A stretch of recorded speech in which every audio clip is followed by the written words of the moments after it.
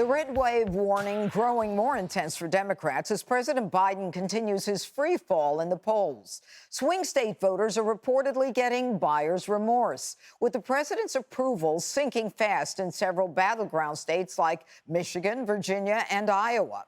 And making matters worse for Biden, the Democratic Party is currently feuding over aspects of his trillion-dollar spending agenda. Okay. On the one hand, you know, Joe Biden, I'll start with you, Dana. Okay. Joe Biden started out saying he was going to unify everybody.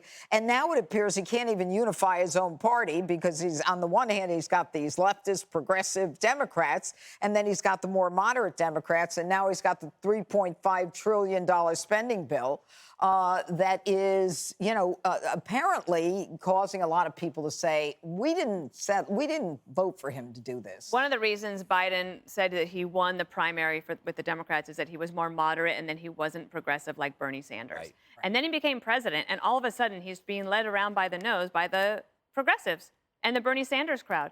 And the moderates, who actually have very tough races, who will need something to bring home, they want this infrastructure bill, and then they'll talk about the $3.5 trillion.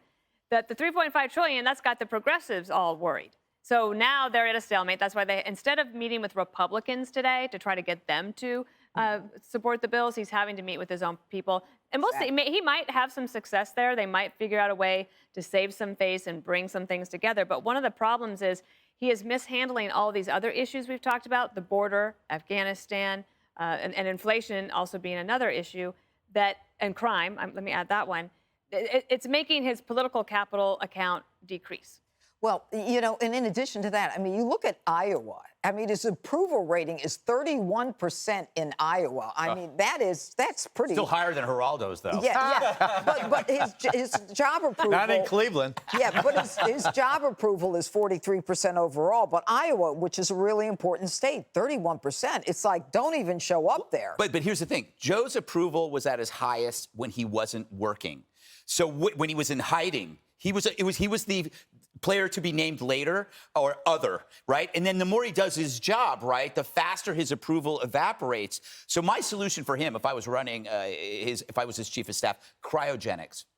Freeze him until 2022, defrost him like a Swanson's dinner, bake back better. That would be his new thing. Because right now, everything you're saying is correct.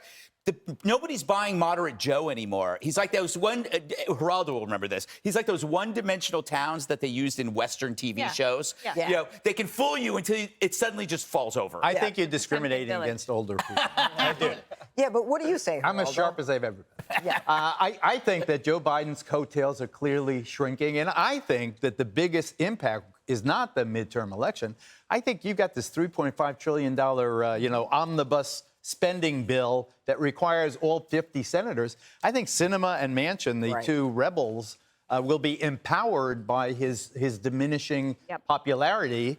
And if you can't get 50 senators on the floor, and will this also collapse the infrastructure bill, the $1.9 trillion infrastructure bill? Will this hamper his ability to, lift the debt ceiling and all the rest of it? I think that if he is as wounded as this before the first year is even out, I think it does spell problems. I'm no big political expert, but it seems to me it spells problems. Well, you know, Jesse, with Manchin and Sinema, they can't convince them to turn around.